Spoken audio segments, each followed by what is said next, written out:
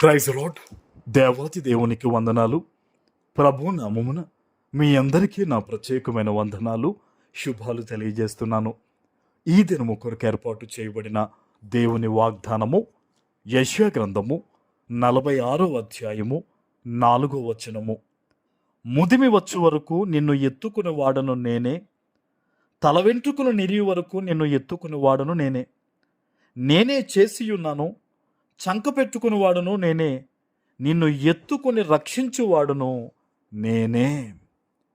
దేవుని నామానికి మహిమ కలుగునుగాక. ఈ ఉదయకాల సమయంలో సర్వ సృష్టికర్త అయిన నీ తండ్రి నిన్ను ఆశీర్వదించి గొప్ప వాగ్దానాన్ని నీకు అందిస్తూ ఉన్నారు. హల్లెలూయా. ఆయన అంటున్నారు చూడండి, ముదిమి వచ్చు వరకు నిన్ను ఎత్తుకుని వాడను నేనే అని. ఈరోజు చాలామంది తమ జీవితాల్లో చాలా దుఃఖాన్ని వారు అనుభవిస్తూ ఉన్నారు.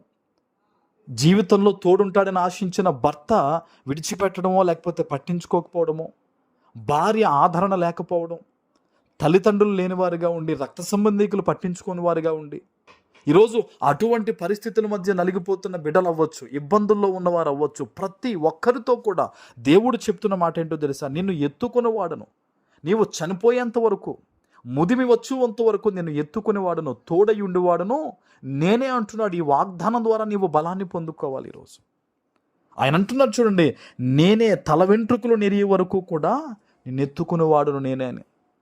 నేను వృద్ధాప్యంలోకి వచ్చేసాను, నాకెవరుంటారు తోడు, నన్ను ఎవరు అర్థం చేసుకుంటారు, నాకెవరు సహాయంగా ఉంటారని బాధపడాల్సిన అవసరం లేదు. నీవు ప్రార్థన చేస్తే సజీవుడైన నీ తండ్రి అయిన యేసయ్య నీ పక్కన నిలుస్తారు. ఆమేన్.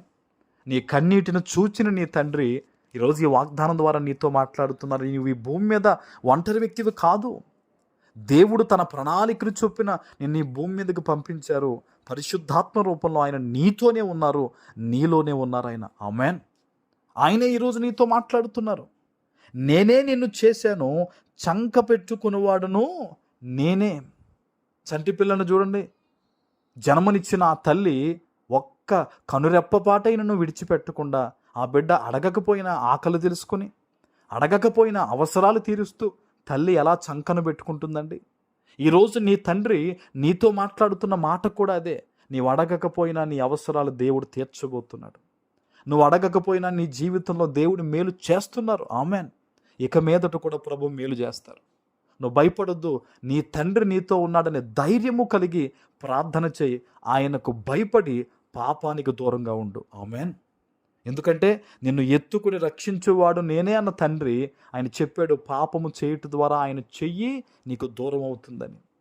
నిన్ను రక్షిస్తానని దేవుడు చెప్తూ ఉన్నప్పుడు ఒకవేళ నీ జీవితంలో పాత రోత జీవితం ఏదైనా ఉంటే ఈ వాగ్దానం వినుచూ ఉండగానే వాటన్నిటిని ఒప్పుకుని విడిచిపెట్టి, ఎందుకంటే అతిక్రమములు దాచిపెట్టువాడు వర్ధిల్లడు కానీ వాటిని ఒప్పుకుని విడిచిపెట్టువాడు కనికరాన్ని పొందుకుంటాడని నీ తండ్రి నీతో చెప్పిన మాటను జ్ఞాపకం తెచ్చుకొని ఈరోజు దేవుని పాదాల వద్ద దేవుణ్ణి కనికరించమని వేడుకొని పాపములు ఒప్పుకుని విడిచిపెట్టడం ద్వారా ఈరోజు దేవుని కనికరం నీ మీదకి రాబోతుంది.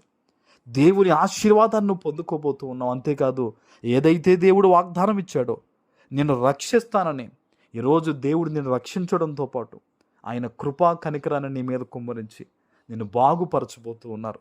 ఆమేన్. ప్రార్థన చేసుకుందాం. పరిశుద్ధుడా, ప్రేమ కలిగిన తండ్రి, మీకు వందనాలు. ఈ ఉదయకాల సమయంలో మీరు ఇచ్చిన ఈ గొప్ప వాగ్దానము ప్రతి బిడ్డ జీవితంలో నెరవేర్చి స్థిరపరచమని యేసు నామమున ప్రార్థిస్తున్నాను తండ్రి. ఆమేన్.